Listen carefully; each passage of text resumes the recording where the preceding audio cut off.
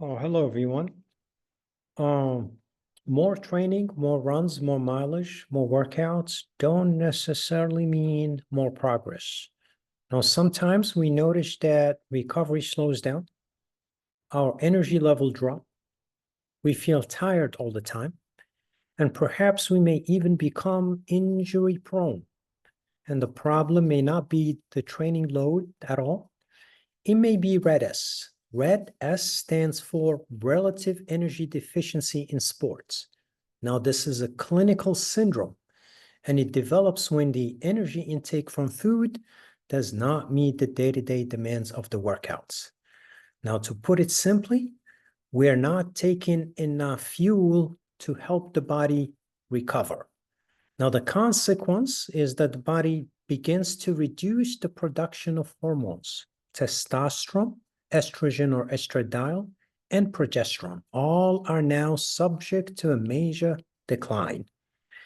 The IOC, or the International Olympic Committee, states that above 45 calories per kilogram of lean mass, or FFM, fat-free mass, is what's needed to maintain the body's demand to function properly. Below 30 is a red zone, and this is where we see systems beginning to shut down. So let's look at this formula here. We measure red S using the energy availability EA formula. Now, the EA is calculated as calories eaten minus calories burned via exercise, all divided by fat-free mass.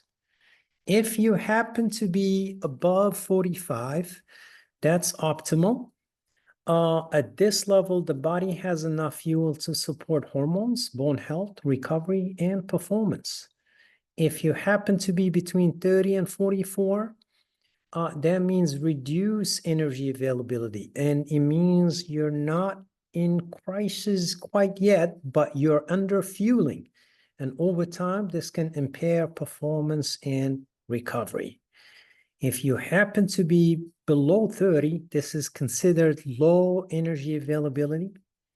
And this is where red S risk becomes significant. This is when the body begins down-regulating functions like thyroid hormones, sex hormones, and even bone remodeling. All eventually lead to injuries and long-term health issues.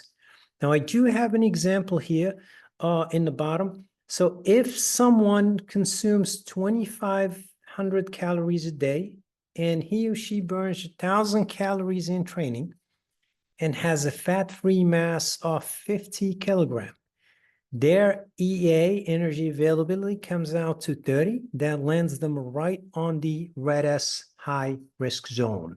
Now, this is problematic. Now, let's see next slide. Okay. So the two hormones that are affected by low energy availability are, one, the stress hormone cortisol. It goes up. And when it's chronically high, it causes muscles to break down. And when muscles break down, it means slower recovery. The second hormone is leptin. This is a hormone that signals energy sufficiency and satiety. When it's chronically low or down, the brain sees it as starvation, and it interprets it as you don't have enough reserve to survive long term. So it goes into conserve energy mode. So with high cortisol, low leptin combo, the hypothalamus in the brain starts to downshift or cut back. So what it does, it reduces one major hormone called gonadotropin releasing hormone, GnRH.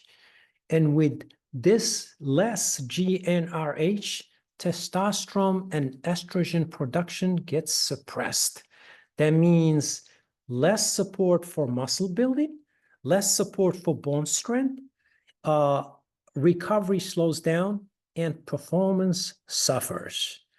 So what we want to take away from this slide is when you don't fuel enough, your body doesn't just get tired, it switches into survival mode instead of performance mode. And next slide. All right, so this slide explains how low energy availability in REDS leads to hormone suppression, and then how it impacts both men and women differently.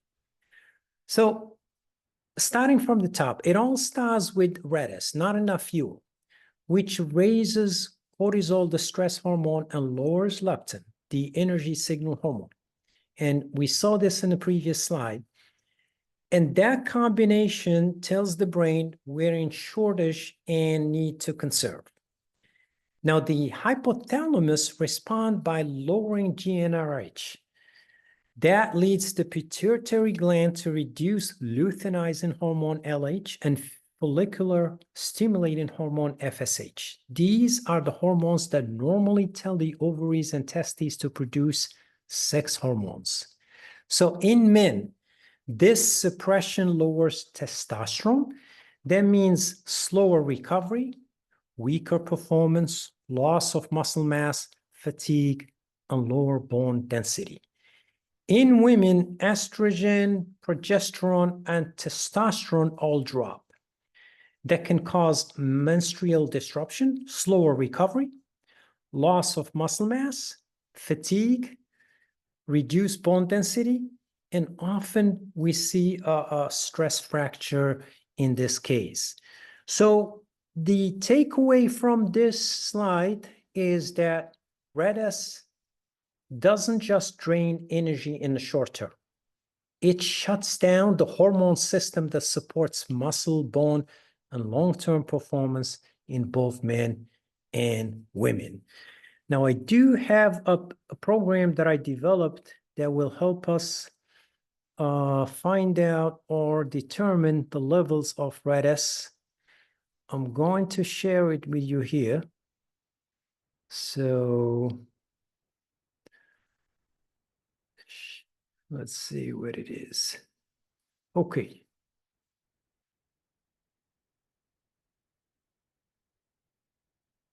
So bear with me, please. And I'm going to find it and share it with you.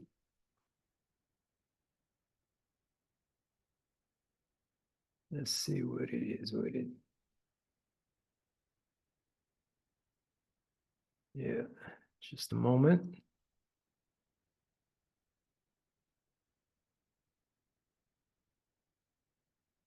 Okay, here it is. All right. Okay.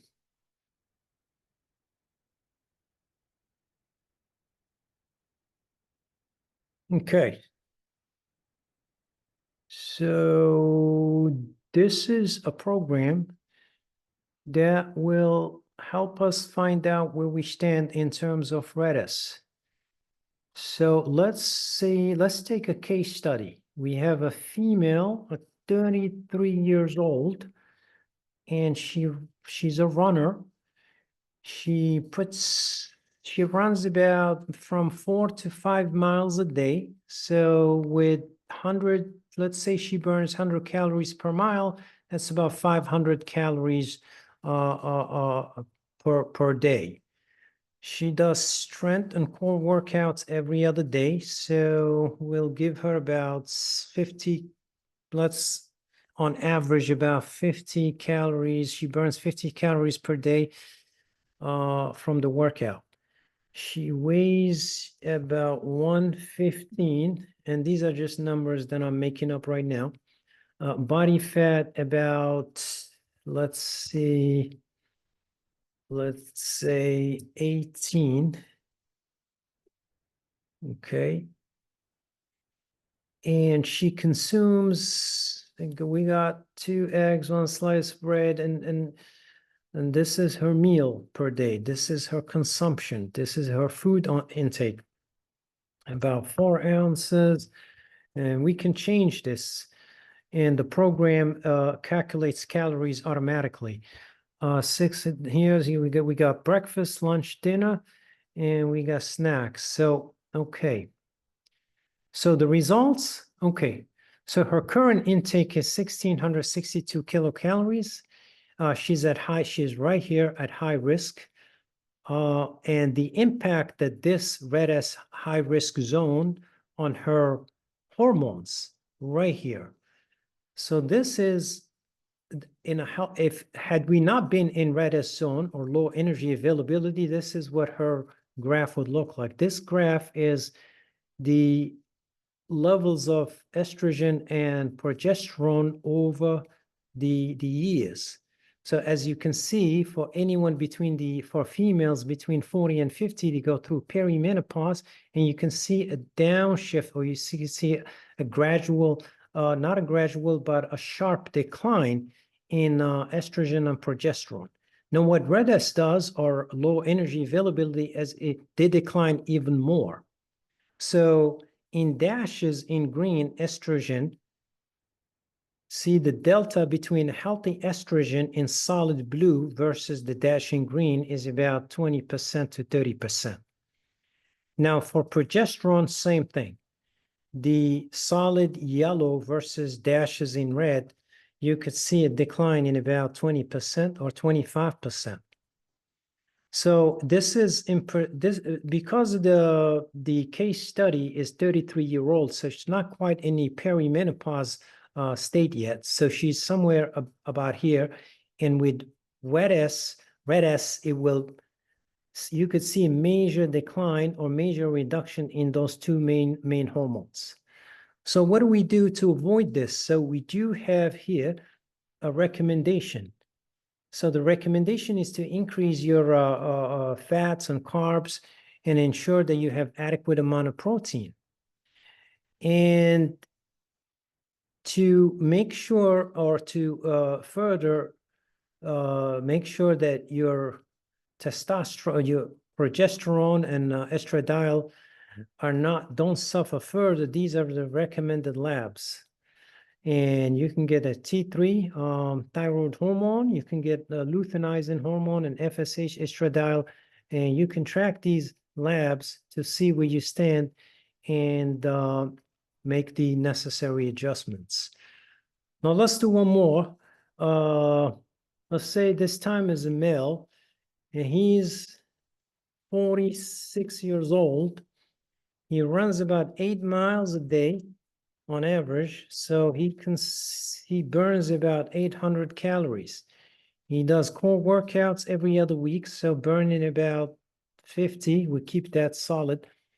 He weighs about 145. Body fat about 13. And let's see what that means. So okay. So he consumes about 1,600, and he's here right in the high risk zone. What does it mean from the hormones perspective? Testosterone. His testosterone, this is typically what testosterone does over the years as we age, and it slows down gradually. But with red S, in dashes, you could see that it goes down even more. So this is problematic. If we do want to fix this, what we can do, we can add some, let's start adding stuff. Let's say we add 3 teaspoons of olive oil. Okay. And, okay. And snacks, let's say, make that 2-3 ounces. Salad, let's put some olive oil in there, or 1 avocado. Yep. And let's see where we are. Okay, so we already above we're not in the danger zone now, so we can add more. We can say 2 ounces of walnut. Let's see what that does. We can make this is not enough protein, so let's crank this up. And let's see if yep, That took hold. And two slices here. And yep. And let's see. Yep, this didn't control. Okay. And here we go. So we added a little bit of food here and there, and we're able to get out of the red and yellow zone. And now we're here. And as you can see, there's no further decline from the red S. This program detects if you're here or here, it does adjust the red S hormone decline. It does that automatically. So this is what you can use to help you detect red S and take preventive measures. And that's all I have. Thank you so much and goodbye.